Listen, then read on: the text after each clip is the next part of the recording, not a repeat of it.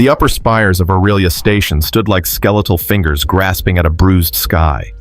Beneath twin crimson moons, their radiance pulsed across the shattered glass and scorched durasteel of a long-forgotten observation deck. Once a strategic sensor node overlooking the southern expanse of Meridian's crater city, it now held only dust, silence, and the breath of something ancient. Kael Strider's boots crunched on blackened steel as he made his way through the crumbling ruins, rifle slung lazily across his shoulder. His tactical display blinked erratically, protesting the electromagnetic interference radiating from the twin moons' alignment, a rare celestial phenomenon that stirred whispers of madness even in the hardened ranks of the Terran Accord. He ignored the flickering HUD. The city below was dark. No friendly transponders, no extraction beacon, just wreckage heat and residual energy that made the air shimmer. The climb had sapped him. A vertical ascent through emergency stairwells in a tower long since condemned, pushing through stale air and heat that clung like a second skin. His tactical shirt was long discarded sweat glistening over bare muscle. He had followed a faint signal spike, one of those half-phantom pings that command usually wrote off as atmospheric anomaly. But something had drawn him here. Not orders, not logic. Instinct. Inside the fractured heart of the chamber, amid rusted consoles and shattered data glass, something shifted, motionless. At first glance, it appeared to be a collapsed drone husk, but the blue hue of exposed skin, too organic, betrayed something else entirely. He moved closer. A figure was curled against the wall. Female humanoid, though unmistakably alien.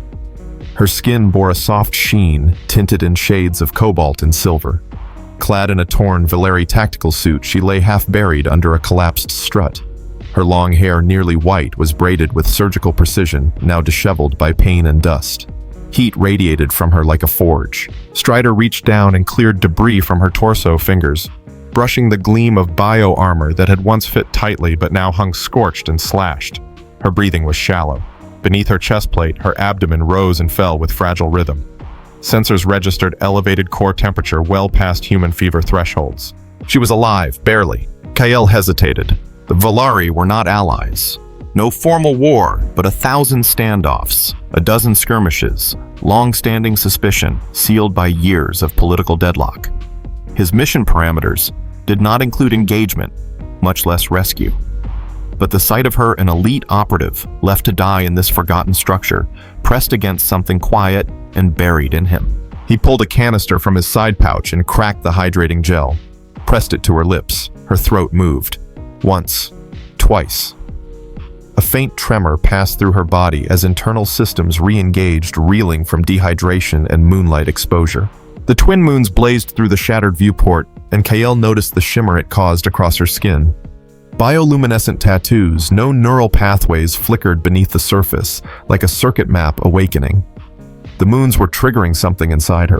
Then the scent hit him. Cinnamon mixed with ozone, like rain in electric soil. It wasn't fragrance. It was reaction chemical and ancient. She twitched beneath his hands.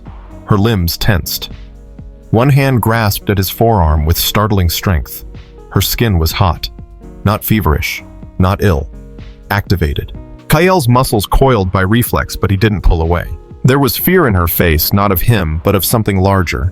Her pupils had dilated into inky wells. Her breath shortened. The light from the moons intensified, dancing across the floor like spectral flames. The control panel groaned as if in response to her body. The energy wasn't random. It was synchronized, resonant. Kael's mind raced through protocol. No documented interaction accounted for this kind of reaction. No simulation had prepared him for the biological consequences of lunar alignment in non-Terran species. Yet he recognized the pattern. It wasn't death. It wasn't illness. It was instinct. The Valeri female's physiology was reacting to the moons the way deep-sea creatures reacted to pressure shifts or salmon to spawning currents. Her body was entering a state ancient-coded biological and irreversible. He didn't move. Instead, he let her grip tighten, anchoring her to him like a lifeline. Her heat radiated outward, spilling over him like a tide matching his pulse. His own body responded with something primal and wordless, not desire, but awareness. A shift, a tether forming in real time. He adjusted her weight in his arms, stood and turned toward the back corridor of the tower. She stirred faintly, fingers brushing against his chest as if anchoring herself to the presence of another being. No orders would come, no reinforcements, and no one would know that at that moment beneath the cursed twin moons of Meridian, something irreversible had already begun. Descending the tower's remains, Kael moved with calculated steps, the weight of the alien operative cradled against his chest.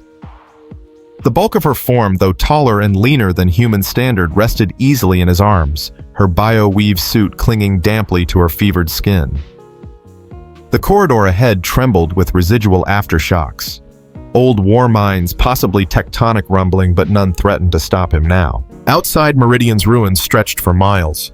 The streets below remained eerily silent, choked in ash and twilight haze. The moons, still locked in tandem, cast long ribbons of red light across every shattered structure. Satellite feeds remained jammed, local frequencies static. His transponder pinged nothing beyond their own biosignatures. Kael ducked into a collapsed transit tunnel, once part of the old monorail system. There, in the hushed dark, between rubble and broken power conduits, he found brief shelter. His eyes adjusted quickly. Emergency lights flickered red, then sputtered out. He laid the alien against a padded gear bag and scanned the space, structurally sound for now. He dropped beside her, checking vitals. Her pulse thundered too fast for a sustainable pattern. Her skin glowed faintly beneath the blue tint, the neural map brightening with every passing minute. A trail of light had begun to rise along the curve of her spine. Heat soaked through his gloves. Kael retrieved a thermal wrap and draped it over her, not to insulate, but to buffer the radiating energy. He removed a ration pack, opened the seal, and activated the warm cycle. The savory protein aroma spread indistinct but grounding. She stirred again, an involuntary movement, not yet conscious choice. Her body curved slightly toward the scent, her brow twitching. The bioresponse was undeniable. Her systems were orienting to his presence. He felt it before he saw it, the sense of proximity now tinged with mutual recognition. Her physiology had begun to align not just to the moons, but to him. Something biological, something ancient, something dangerously specific. Resting with his back against the wall, Kael tried to shut out the gravity of it all. He had risked everything. Defied procedure, ignored protocols, broken chain of command, all to rescue a Valeri enemy soldier. And now, with every minute, that act of mercy folded inward into something else. Connection, influence, change. Her breathing steadied. Her limbs slowly unfolded, no longer in defensive tension. She didn't speak consciousness, not fully restored, but she reached once more toward his side, fingers twitching against the fabric of his fatigues. Her body responded instinctively to his presence. Kael shifted slightly, removing one of his own tactical pads and sliding it beneath her head. He checked the heat map from his portable scanner. Her core temperature was decreasing, stabilizing, but the neural activity was intensifying. She was adapting, or perhaps more accurately, she was aligning. He passed the next hour in quiet vigilance. In that silence in the dim tunnel lit only by malfunctioning glow panels and ghost light from the moons beyond, Kael began to notice more than her features or physiology. The way her breath now matched his rhythm. The way her skin's glow fluctuated faintly in tandem with the pulse at his wrist. A feedback loop had formed. Subtle, invisible, but unmistakable. At one point, when shifting positions, his forearm brushed the side of her hand. A jolt, like static discharge, sparked between them. Not pain, something else. A warmth that buzzed beneath skin, then rippled outward in gentle resonance. She didn't flinch, but her mouth parted slightly, breath-catching, and this time her eyelids twitched. Kael pulled back, heart pounding in a rhythm that was no longer entirely his own. He opened his comm to record a short log encrypted off-network. Field note: Delta Cycle. Encountered an injured Valeri operative during recon sweep. Subject displayed critical lunar reactive symptoms during Crimson alignment. I administered basic stabilization. Subject remains biologically active. Unknown neural resonance possibly forming. No existing Terran logs match this behavior. Subject has not spoken. Observation ongoing. He closed the log. Later, as he prepared to move again, he crouched and touched her temple, wiping away a smear of soot. Beneath the skin, a faint shimmer moved like starlight beneath ocean water. She would awaken soon, and when she did, things would not be as they were. She had not chosen to bond, nor had he. But something older than orders, older than war, had already begun its work. Deep beneath the outer districts of Meridian's war-torn sectors, Kael followed fragmented satellite schematics toward a long-forgotten structure embedded in the bedrock. It pulsed faintly on his scanner, an anomaly of smooth architecture and uninterrupted power flow in a city choked with ruin. The signature felt old, older than the Volari presence, older than the colony's earliest maps. He moved quickly, carrying Solara through winding debris corridors and sealed maglev shafts until the structure revealed itself a dome of obsidian stone half buried beneath collapsed ferrocrete, its surface unblemished by age or weaponry. The entrance opened without force, a hiss of ancient pressure, a parting of lightless air. Inside, the temperature dropped instantly. The chamber's interior breathed with unseen ventilation and silent machines, cool, clean, and humming at frequencies too low for conscious recognition. Kael stepped forward, his footsteps echoing as if muffled by intention.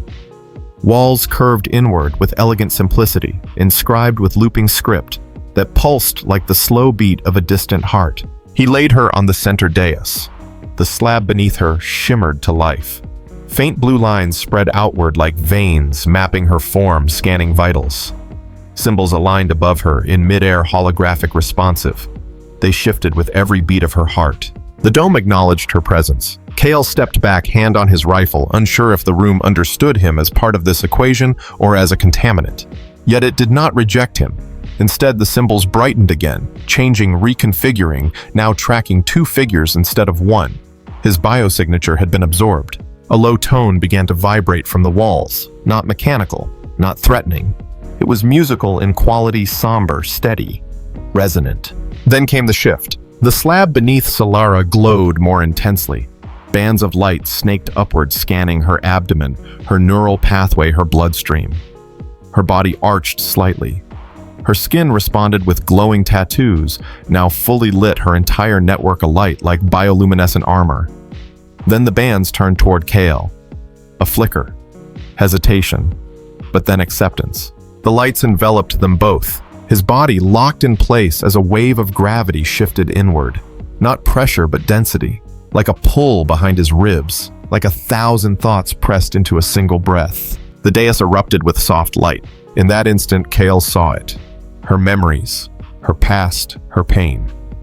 Snippets of training chambers, of cold military doctrine, of a childhood shaped by discipline and denial. Then came flashes of her first missions. Her reluctance to follow orders that reduced lives to statistics. Her shame when weakness surfaced. Her pride when she never showed it.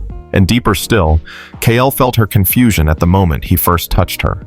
Not disgust, not anger, but bewilderment at his calm, his refusal to see her as other. The moment his hands met her skin in the tower, something had changed. She had recognized something inside him before her mind had caught up. The exchange reversed. He felt himself unraveling his own childhood in the cold shadows of a Terran refugee world. The slow climb through ranks that valued results more than connection. The ache of command, the burden of silence. Then her face, blue and defiant, piercing through the haze in that ruined observation post. And a feeling he hadn't had in years, conviction born not of orders, but of instinct. The ritual accelerated. The chamber around them folded inward and outward all at once. A heartbeat echoed in his chest, but it wasn't his own. A second heartbeat, smaller, new. A flicker of awareness moved beneath Solara's skin. A light pulsed within her abdomen, faint but unmistakably alive. The ritual had recognized it. The chamber had amplified it. Something ancient stirred in the light as the two consciousnesses, Kael's and Solara's, wove tightly into each other, like strands of DNA pulling into place. When the light dimmed, the silence returned. Their bodies lay side by side, barely touching, yet irrevocably altered. Kael sat up first, breath, ragged eyes wide. He looked down at her, no longer inert. Her chest rose steadily. Her limbs twitched with life. And across her skin, where tattoos once glowed new patterns, now shimmered ones he recognized. Human shapes, human influence, embedded into Volari pathways. The chamber had fused them, not just psychically, not just emotionally, biologically. He touched his wrist. The pulse beneath was no longer singular. His nervous system carried echoes, delayed sensations from another. If he focused, he could feel her breathing. If he closed his eyes, he could sense her thoughts flickering just beneath the surface of consciousness. The bond was complete, and it had gone further than either could have predicted. Solara stirred beside him. Her hand drifted to her abdomen. A soft pulse lit beneath her palm. Her head turned, eyelids parting, eyes the color of burning gold meeting his. No words passed between them. None were needed. They were now one, and something new had begun. They emerged from the bioshrine with silence woven between them, not out of distance but depth. Words now felt clumsy, unnecessary. Their steps synchronized without effort, each movement informed by the subtle ripple of thought and emotion shared between them.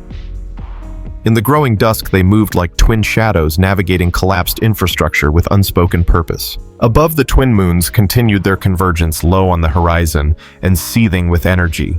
The crimson light washed over the rooftops of Aurelia's skeletal skyline, throwing jagged shadows through the derelict sector known as Core Ring 9. The ruins of the old city gave them cover.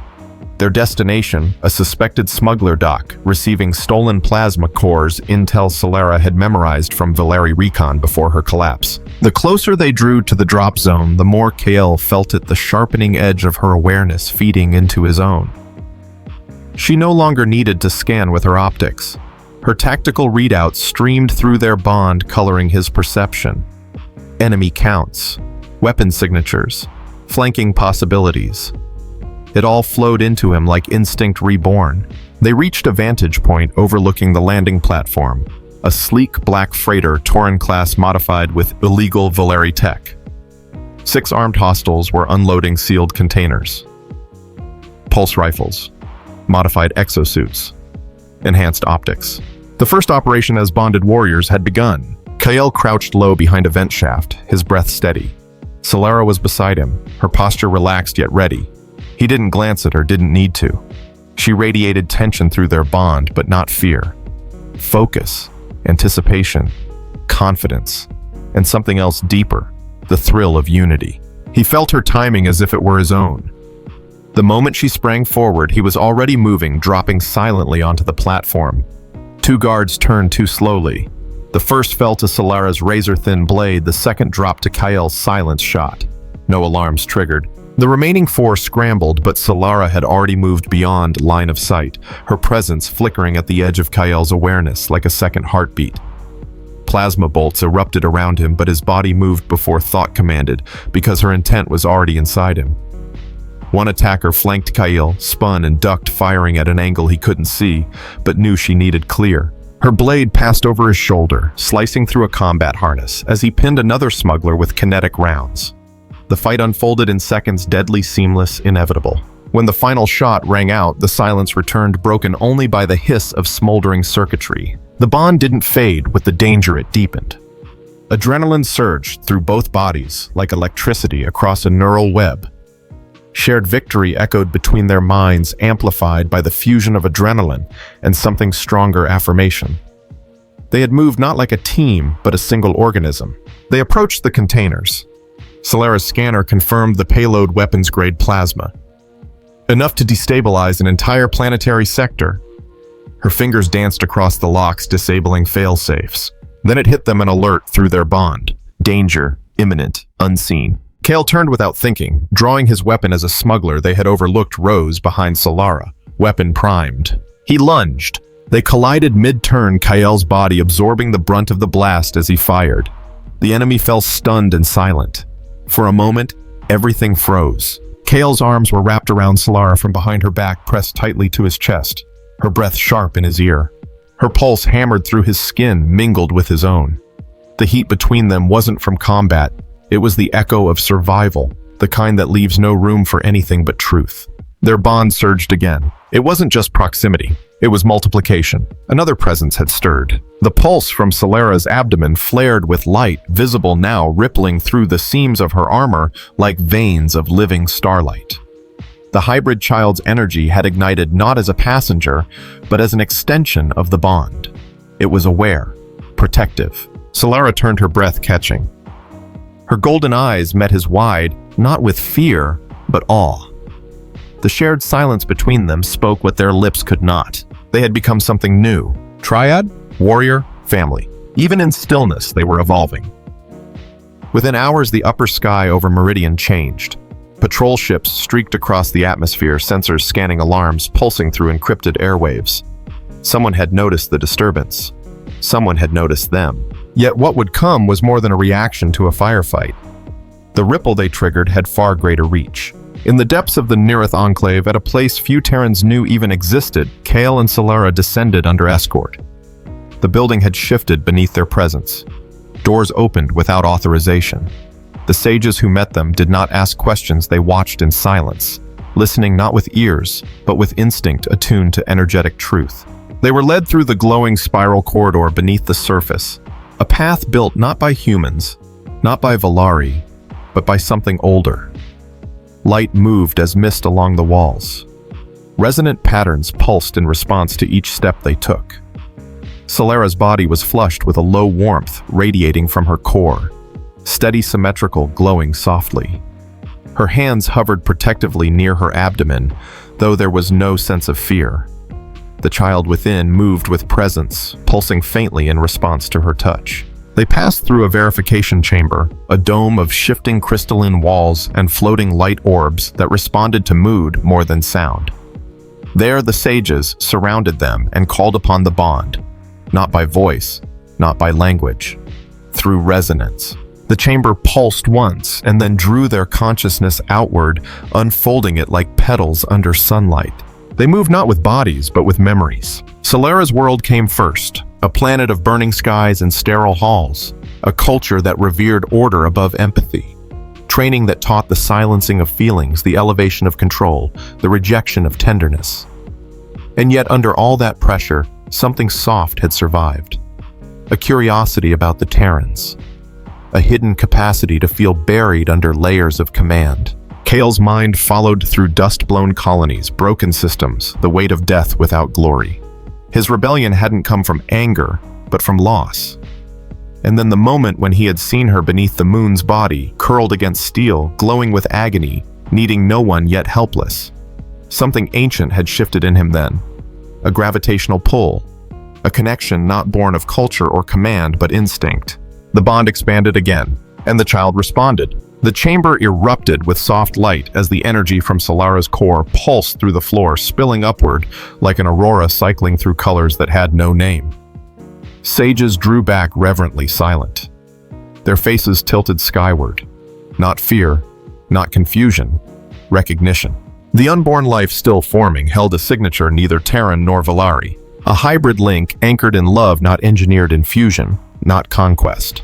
The sages bowed their heads, but the moment was not yet complete. They were led deeper still. In a vaulted chamber lined with glass cells, Kael and Solara confronted the truth that would reshape the mission entirely. Row upon row of captured, bonded females, all visibly pregnant, all flickering with dim connection. Some human, some Valari, some of species Kael couldn't name. Their energy was being harvested, used. Not for war, but for power, for weapons of resonance, for immortality-seeking factions that treated life not as sacred, but as a tool. Solara stood frozen, one hand on her abdomen, the other balled at her side. Her face unreadable, but through the bond, Kael felt the earthquake beneath her skin. Not fear, fury. Then came the wave, an unplanned, uncontrollable surge. The child's energy detonated across the compound in silence, rolling like a tide of velvet thunder.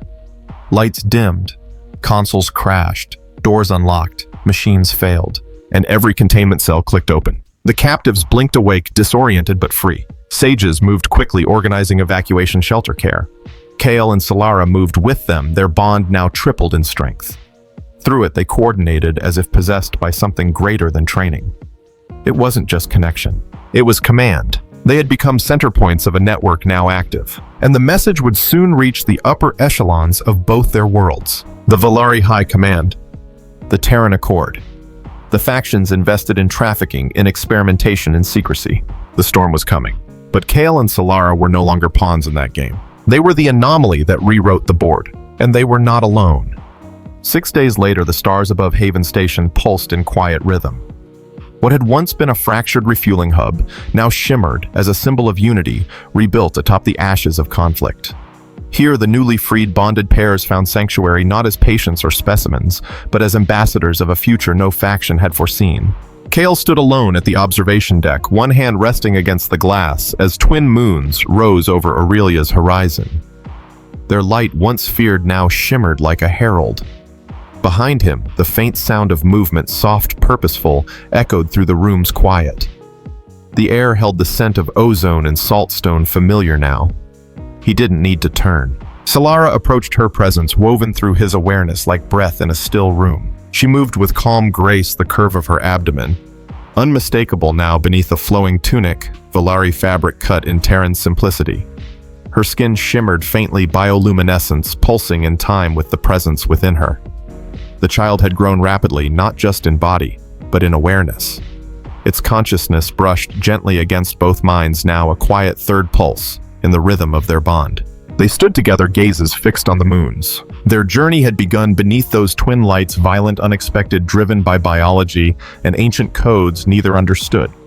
But it had grown into something sacred, not born of desperation, but choice. The enclave behind them buzzed with life. Rescued bonded pairs, now recovering, rebuilding, rediscovering who they were when not defined by captivity or control. Solara had taken a leading role in coordinating care and communication.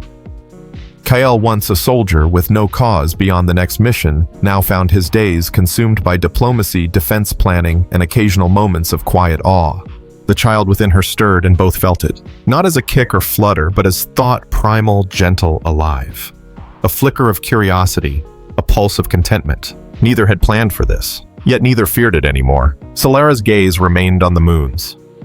Kael's hand found hers, fingers locking, warmth flowing through the simple contact. It was no longer just chemistry, it was a promise. Behind them, a small chamber had been prepared. Within it, a crib of hybrid design rested beneath a mobile of stars, planets, and 2 moons carved from crystal. A reminder not of fear, but of beginning. The Enclave's leaders had already whispered of prophecy, of unity, of a child born not of mandate but resonance. But Kael and Solara needed no myth. The truth was enough.